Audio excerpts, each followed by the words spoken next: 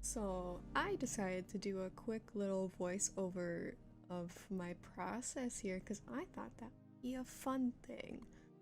So I started out this drawing thinking I need some promo material like a header and shit that could go across anything. And I made the grand mistake of making this a freaking huge file. Right now it is 5,000 by 5,000 pixels. I am a coward, or I don't fear death. I have no idea. But as you can see, drawing Aaron is. I tried to use reference. Reference was kind of bullshit. When he's nothing but fluff, it's hard when nothing is also opposed in the world like this, since I mostly used cat and cheetah references. So as you can see, throughout that process, I was struggling. And now I actually have a crop to where I wanted to be still fixing some aspects and starting on the buildings.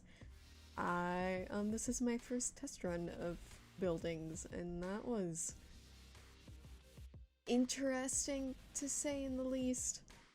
I was just having fun, and I did a perspective trick, excuse me, to actually position them to make them more appealing rather than just having them being first point buildings kind of just staring at you.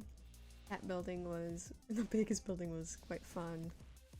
But as you can see, that's where I showed the first work in progress. That was as I'm recording this like a day or so ago. And I ended up getting rid of those lights. And then I went on to this building. It's going so fast. The little building, I'm taking really no reference. I'm gonna go on a limb and say I was just going crazy, having fun. My first big art piece of the year, I decided just to say fuck it and do what I want. Made that one green. Green's a cool color. It's a creative color.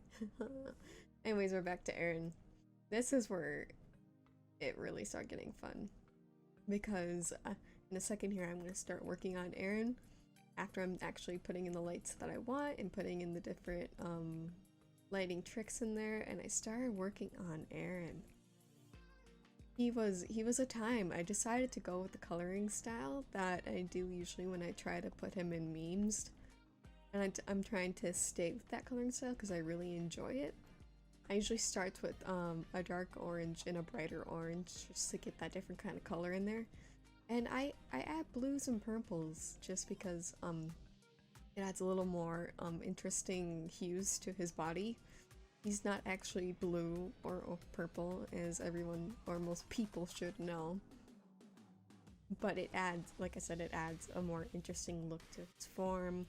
Adds different hues, and besides the lights reflecting off of the taller building, kind of add to it. And this is when I started making him ultra fluff.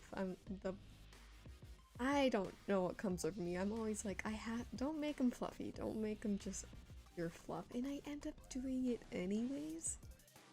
I'm just doing pure fluff here. I don't know my thought process.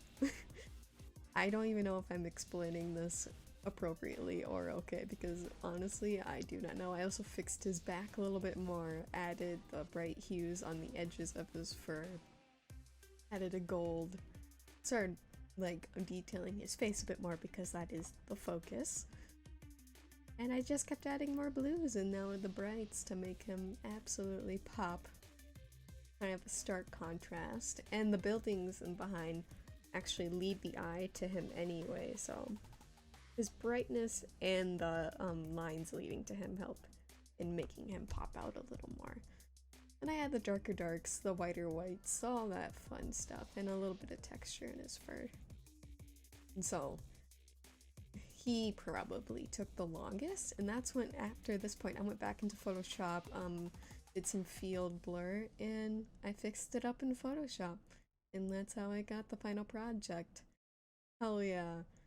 I hope you guys thought this little talk over was fun. I was trying to keep up with that the entire time. I hope I did an okay job. Okay, bye, kisses. Love ya.